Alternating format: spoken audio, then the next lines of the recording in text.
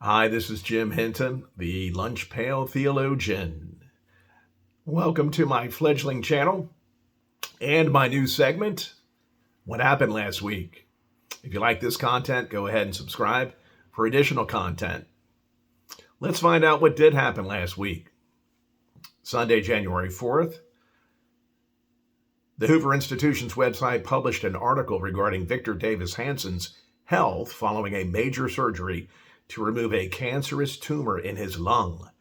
Member of the Hoover Institution, Victor Davis Hanson, a prolific author, American classicist, military historian, and conservative public intellectual, known most recently as host of the Victor Davis Hanson in His Own Words podcast on the Daily Signal, was hush-hush heading into his surgery.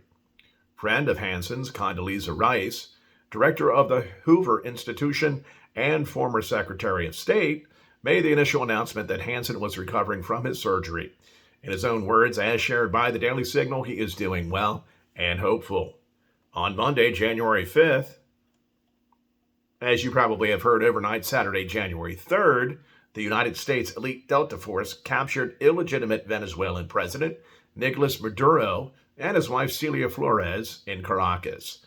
The military operation, called Absolute Resolve, followed months of heightened tensions and pressure from the Trump administration. The couple were subsequently transported to New York for trial, where they were arraigned in Manhattan federal court on Monday. The couple both pleading not guilty to federal drug trafficking and weapons charges. During his arraignment, Maduro repeatedly declared he was the legitimate president of Venezuela, that his capture was a kidnapping, and that he was a prisoner of war rather than a narco-terrorist. His wife followed suit, declaring that she was the First Lady of Venezuela. Their next court appearance in New York will be on Tuesday, March 17th. 26-year-old William D. Dufour was arrested by Cincinnati police for having vandalized Vice President J.D. Vance's home in Cincinnati, Ohio. The Vance family was not home at the time that Mr. Dufour broke several windows with a hammer.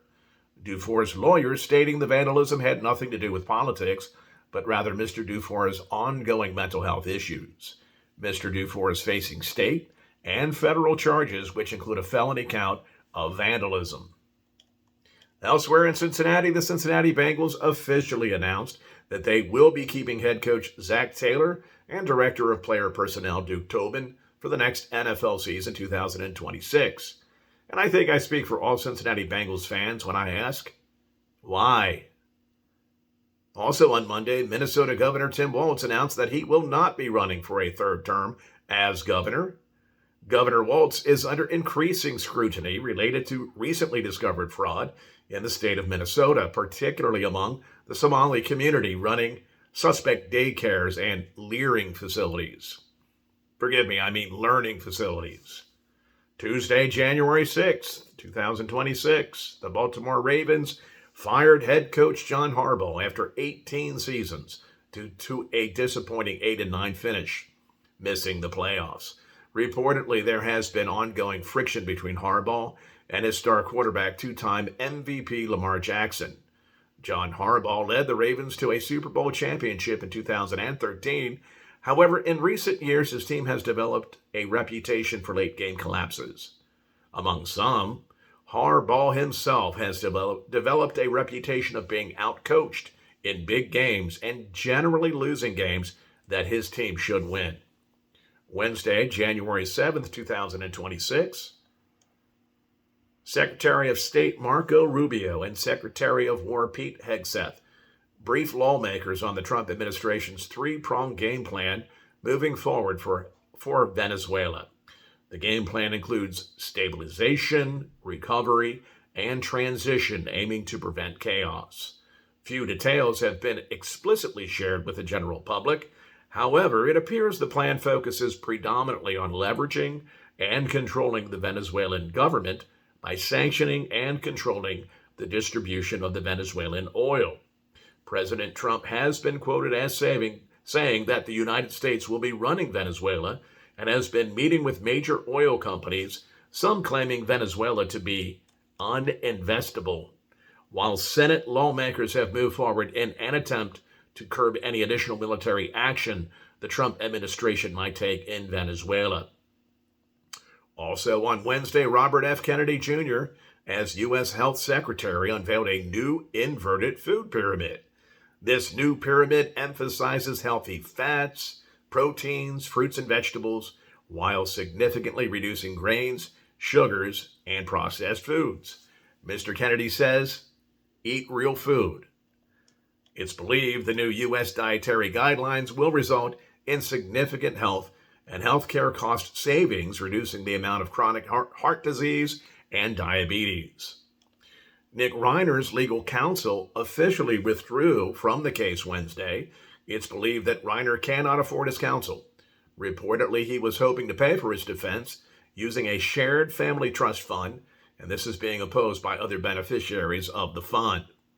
Interestingly, at the time of his legal counsel's withdrawal, they stated emphatically that they believe that Nick Reiner is innocent of having stabbed to death his parents, famed director and actor Rob Reiner and his wife Michelle Singer Reiner. They did not mention if that was by reason of insanity.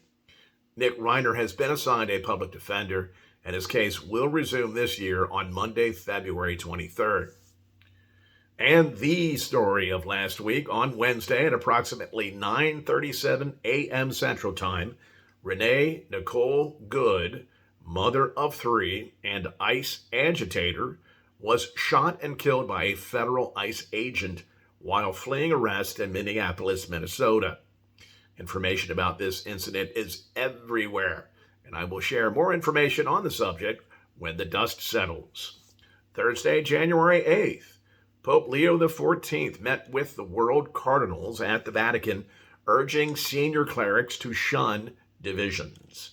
Known as an extraordinary consistory, approximately 170 cardinals were present in Vatican City. The Pope expressed his need to count on the cardinals and wanted them to work together to discern what the Spirit is asking of us for the good of his people.